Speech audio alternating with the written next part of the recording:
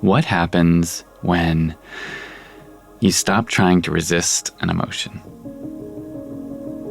Most of us spend a lifetime avoiding certain feelings. But eventually, when we start growing, when we really begin the work of evolution, we often discover the emotions that we've been keeping buried. And what we do with those emotions once we find them can change everything.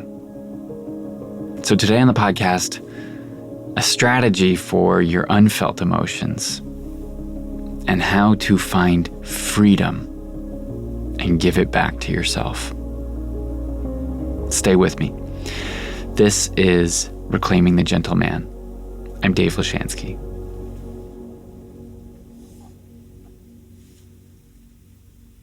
So let's say you're someone who is getting interested in self-development. Or maybe you've been in it for a long time but are just having a breakthrough. And you have had this moment of recognizing this trove of unfelt, unprocessed emotion is upon you. And usually in that moment, we start to realize how hard we've been working to keep those floodgates of emotion at bay, to keep them up and strong. Because at some point in our lives, most of us learn that certain emotions are dangerous. Maybe it's because we watch grief suck someone down into depression, or anger break a familial bond. Or maybe we watch joy get so loud that it scares people off. Most of us at some point witness a version of this story. And when we recognize the emotion in us that's wanting to come through, it can be intense. It's usually related to the emotion we learned is not safe to express, is not safe for us or the people around us or both. And so recognizing that it's inside of us causes a lot of intensity, a lot of feeling, and usually a lot of that emotion to want to come up and out. And one of the things that I've learned in my own journey of becoming, of growing, is that in that moment, in the moment when I'm confronting something that I've learned somehow is dangerous or that feels overwhelming in the moment, my brain will do anything to stop me from feeling it. It will do anything to distract me. It will try to ask over and over, why? Why is this coming up? Why am I feeling this way? It'll try to explain things. It'll try to come up with whatever the hit song of the day is. It will do whatever it takes to deny me the felt experience of whatever emotion it has deemed is unsafe. Grief was a big entryway into my inner world. And in order to gain entry, I had to grieve what I'd lost and didn't know that I cared deeply that I'd lost. I'd rejected the idea that it was lost, that I cared about it. Things like my parents' marriage. Things like the innocence that I left behind at way too young of an age. The friends I'd lost.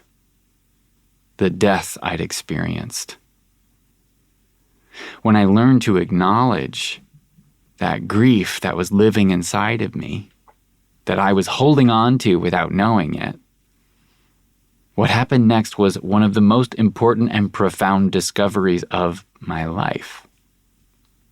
Because when I allowed that grief to move through me, when I took time in my men's circles to learn to pour it out, to be with it as it ebbed and flowed in my body, when I took time in therapy to witness it and let it flow, and eventually in my romantic relationship to finally be expressed and held, the only word for what I described in those moments was liberation. And what those experiences taught me was this: whatever it takes to stop or block an emotion from coming through will always end up being heavier than the emotion itself. And think about trying to move a large object. It takes either more mass or more momentum to move it. When you avoid feeling something, looking at something, or being with an emotion that is sitting inside of your body, it takes more energy in the long run to keep it at bay. And it ends up costing you much more to avoid it. Now, certainly there's times when we can't just ride an emotion out in the moment, right? Like if we're at work, or when we have to care for our kids, or when it's just not safe, like our nervous system isn't ready to handle it. And that's okay. But the real danger isn't in pausing the experience of emotion. The real danger is never coming back to feel it, ignoring it, right? We bury emotion and tell ourselves that we've moved on. But all we've really done is left a part of ourselves in the past, and we are dragging it behind us.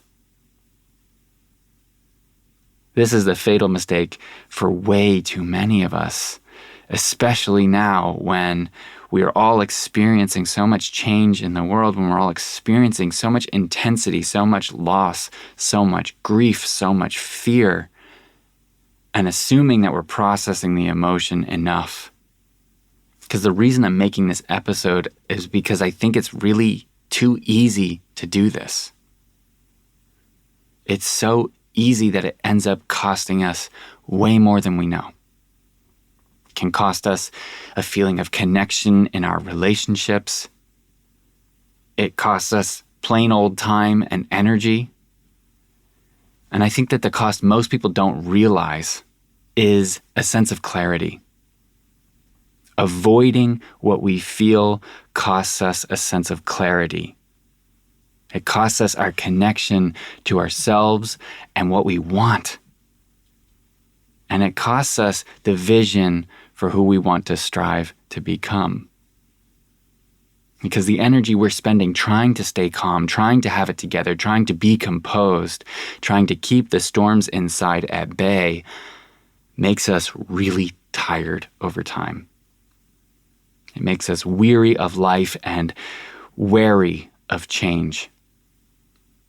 It lowers our resilience and our capacity to act in service of our own desires and of the world. And that is way too big a price for anyone to pay. So if you recognize yourself in this, what do you do? Right? How do we unbury what we've hidden without getting lost in it, right? Without losing our ability to hold the responsibilities that we have in life? Well, the answer is that we don't force it. In fact, it's the opposite. When we recognize that there are untended to emotions, unfelt feelings inside of us, the answer is to surrender. And this episode really is your invitation to surrender. So what is surrender? Surrender is the choice to allow yourself to be overrun, to relinquish control.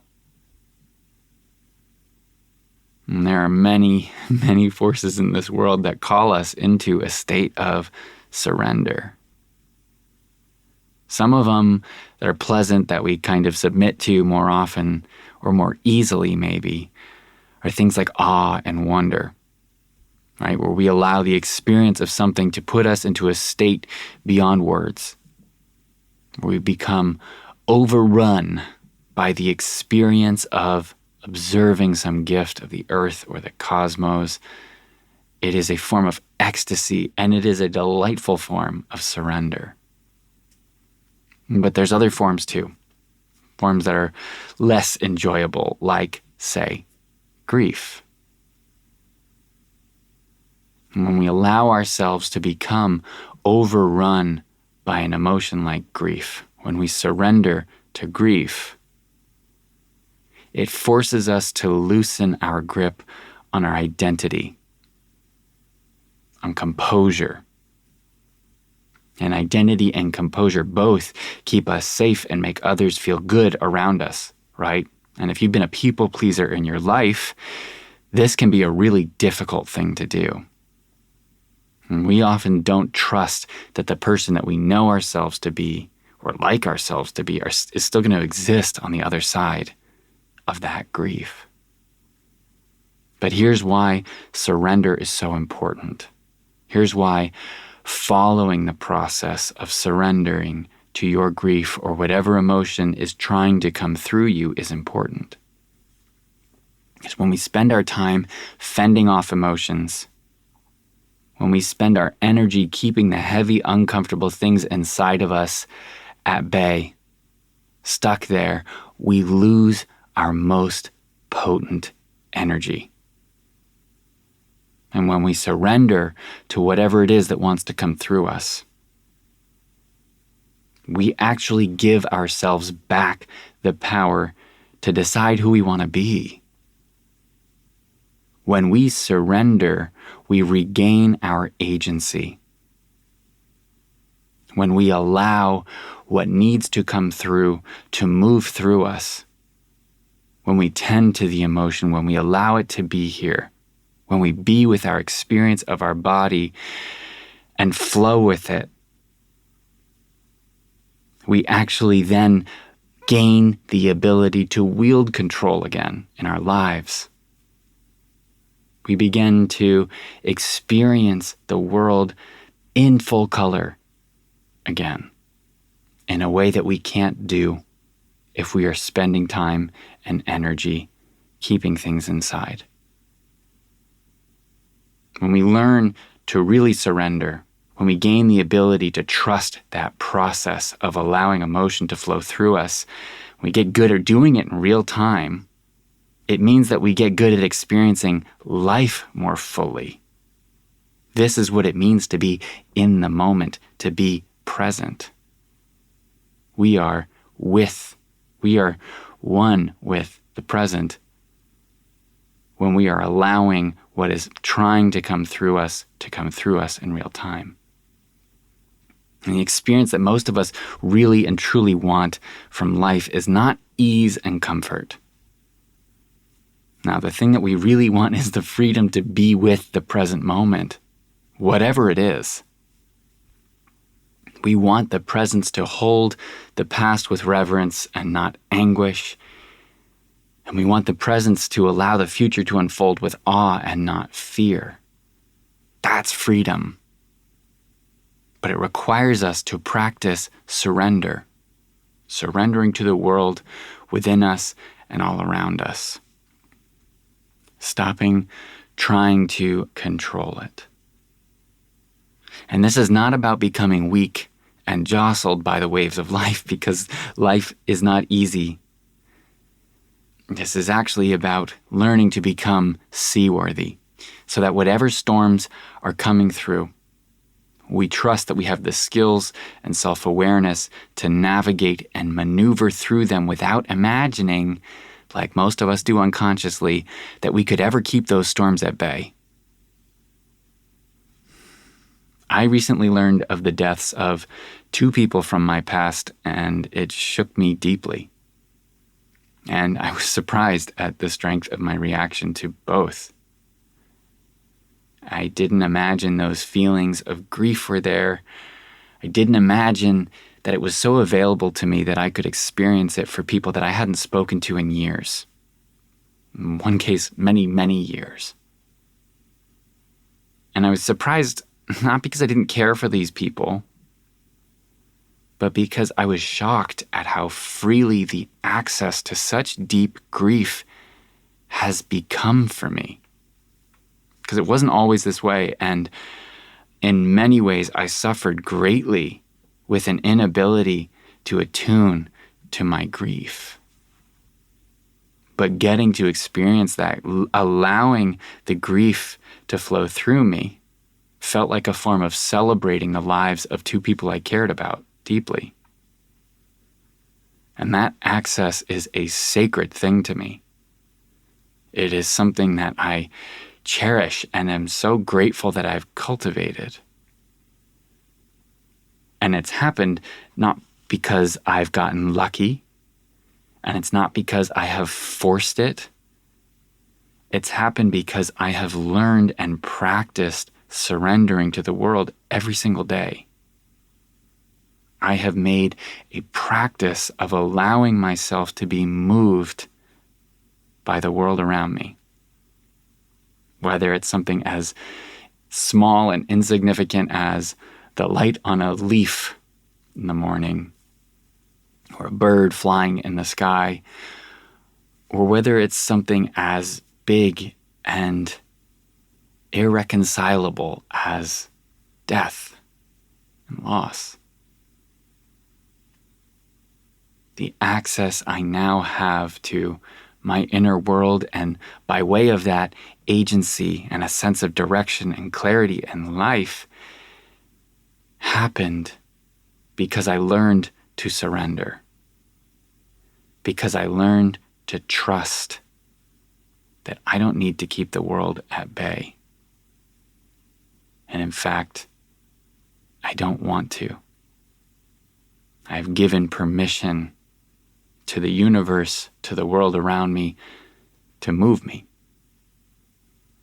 And maybe that's what life and being alive really means. Letting it all move you.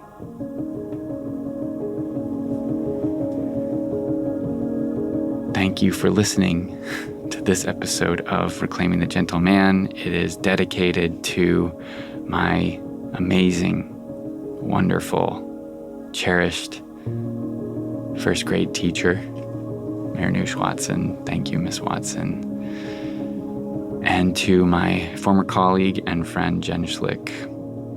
May you both rest in peace and your memory live on to inspire many as it has me.